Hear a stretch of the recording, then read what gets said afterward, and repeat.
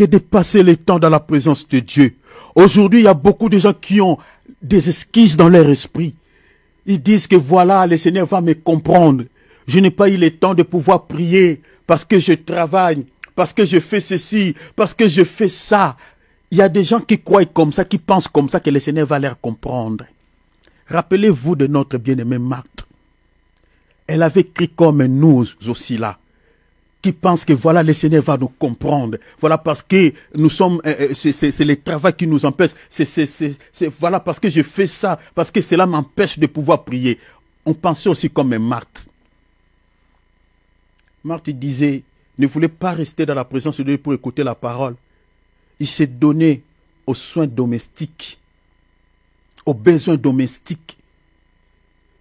Et elle voulait même que sa sœur, qui avait désiré de rester dans la présence de Dieu, qui avait désiré de pouvoir écouter les bonnes choses, qui avait désiré de pouvoir rester au pied du Seigneur pour écouter la parole, pour écouter ce qui était primordial, qui était essentiel. Et Marthe voulait faire sortir sa sœur de la présence de Dieu pour pouvoir la suivre là où elle était, dans la chair.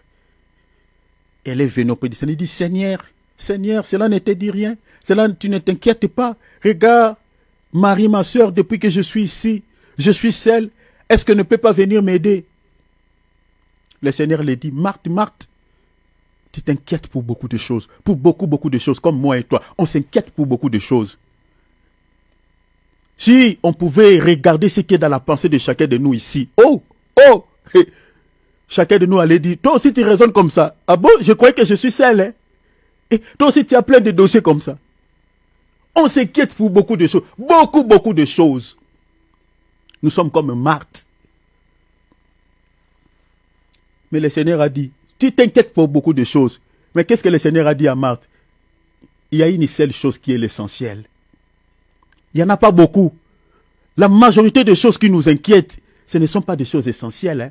La plupart des cas. Ce sont des choses de la terre, les choses de ce monde. Qu'un jour nous allons les laisser. Mais parmi toutes ces choses qui nous inquiètent, où est la part de Dieu? Où est ce qui est essentiel? Regardez, j'aimerais lire cela. Oh mon Dieu, je me laisse être guidé par le Seigneur. Parmi toutes ces choses qui nous inquiètent, regarde ce que Dieu dit à Marthe. Vous pouvez lire Luc chapitre 10, verset 38 jusqu'au verset 42. Mais je vais sauter, je vais lire le verset directement 41. Le Seigneur lui répondit, Marthe, Marthe, tu t'inquiètes, tu t'agites pour beaucoup de choses, comme moi et toi. On s'agite. Lorsqu'il est question d'aller travailler, lorsqu'il est question de faire ceci, lorsqu'il est question, voilà, de toucher, je ne sais pas, faire tout ce qui touche la chair. Là, on est agité, on ne s'agite jamais pour les choses de Dieu. On ne s'agite jamais pour la prière.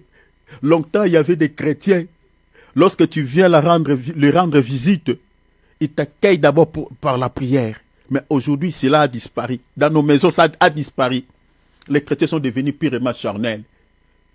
Voilà pourquoi nous avons pas mal de soucis dans nos vies. Parce que certaines personnes que nous recevons même dans nos vies, dans nos maisons, on ne connaît même pas leur état d'âme. On s'agite souvent pour ce qui est charnel. On s'agite souvent pour ce qui est de la chair. On n'est plus dans la présence de Dieu. On n'a plus la parole. On n'a plus la vie de prière. Il dit, tu t'inquiètes, tu t'agites, Marthe, pour beaucoup de choses. Mais le Seigneur lui dit dans le verset 42, une seule chose est nécessaire. Une seule chose est nécessaire. Et la chose qui était nécessaire, c'est ce que Marthe n'avait pas choisi, n'avait pas cherché. C'était quoi? Il dit, Marie a choisi la bonne part, qui ne lui sera jamais, qui ne lui sera point ôtée. La bonne part. Même si Marie, le Seigneur voulait dire à Marthe, même si Marie meurt aujourd'hui, cette chose-là restera avec elle jusqu'à l'éternité.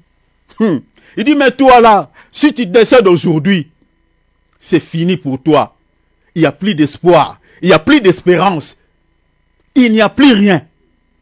Mais Marie, elle a choisi la bonne part, qui ne lui sera jamais ôtée.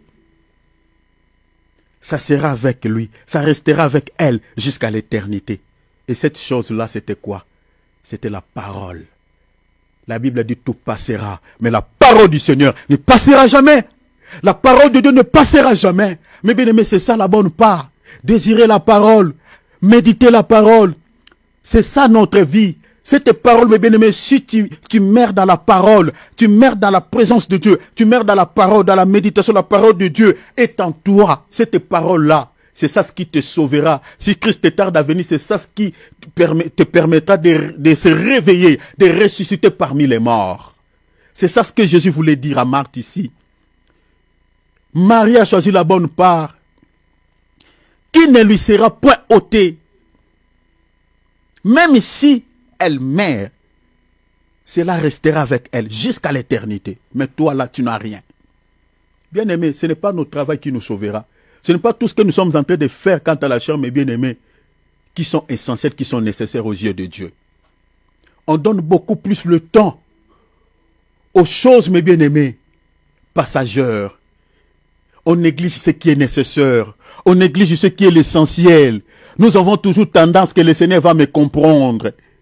Oui, parce que lui-même, il a dit dans sa parole, celui qui ne travaille pas ne mange pas. On a de tels versets. Le travail, ça c'est oui. Celui qui ne travaille pas ne mange pas. Oui, c'est le Dieu qui a dit. Mais il faut qu'il y ait l'équilibre aussi sur le plan spirituel. Il faut aussi nourrir nos âmes. Il faut aussi nourrir nos esprits par la parole, par la prière.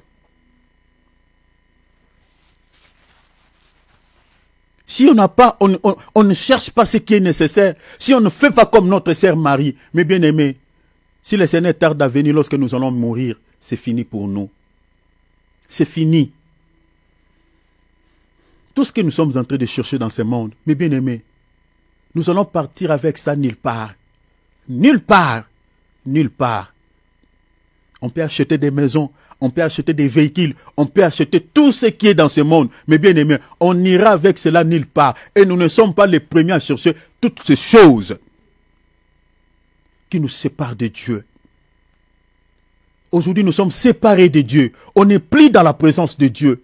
On n'est plus dans la présence de Dieu. À cause de quoi, ma sœur, mon frère, qu'est-ce qui te sépare avec Dieu? Oh Jésus. Qu'est-ce qui te sépare avec Dieu? Qu'est-ce qui te sépare avec Dieu? Qu'est-ce qui t'empêche de rester dans la présence de Dieu? Qu'est-ce qui t'empêche de demeurer dans la présence de Dieu? Qu'est-ce qui t'empêche? Qu'est-ce qui t'empêche? Qu'est-ce qui t'empêche? Fais comme Marie. Cherchez ce qui est nécessaire. Qui sera avec toi même si tu meurs? Cela ne sera jamais enlevé. Cela restera avec toi, la parole. La présence de Dieu. La parole, c'est ça la présence de Dieu. La parole de Dieu, ce n'est pas quelque chose. La parole que nous sommes en train d'écouter, c'est Dieu dans l'homme. C'est la présence de Dieu. Parce que la Bible dit, au commencement était la parole. La parole était avec Dieu. Cette parole était Dieu, mes bien-aimés. La parole que nous sommes en train d'écouter, c'est Dieu. Si tu as la parole en toi, si tu aimes la parole, si tu désires méditer la parole, cette parole restera avec toi jusqu'à l'éternité. Marie était au pied du Seigneur pour écouter la parole. Jésus dit, ça c'est nécessaire. Que ce que toi, Marthe, tu fais là. La parole est nécessaire. La parole est essentielle, est indispensable pour le salut éternel. On donne plus du poids à ce qui est futile.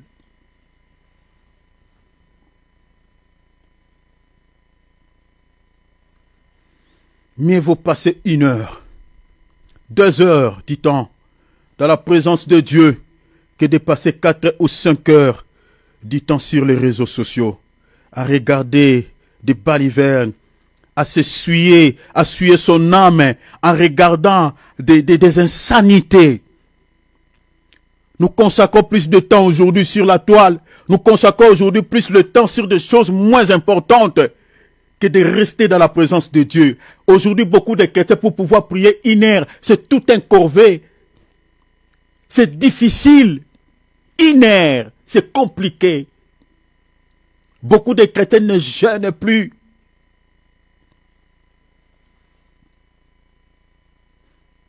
Un seul jour dans tes parvis, un seul jour dans tes parvis, vaut mieux que 1000 jours passés ailleurs. Toi, tu passes beaucoup plus de temps où? Dans la présence de Dieu ou ailleurs? Ou là où il y a des gens mauvais?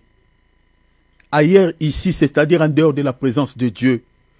Quand tu es tout le temps sur les réseaux sociaux, c'est ça ailleurs. Quand tu es tout le temps, mes bien-aimés, dans tout ce qui est charnel, c'est ça être ailleurs. Fais des calculs, fais le bilan. Nous sommes en train d'aller vers la fin de l'année. Fais le bilan, examine-toi. Combien de temps tu as passé dans le Seigneur? Combien de temps tu as eu dans la présence de Dieu? Et combien de temps que tu as consacré aux choses qui n'honorent pas Dieu? Nous cherchons la délivrance pour nos âmes. Nous cherchons des solutions par rapport à certaines situations qui nous inquiètent. Nous voulons que le Seigneur nous délivre de certains soucis quant à la chair. Nous voulons que le Seigneur puisse manifester sa puissance dans nos vies. Mais nous ne désirons pas sa présence. Mais bien-aimés, comment pouvons-nous être délivrés?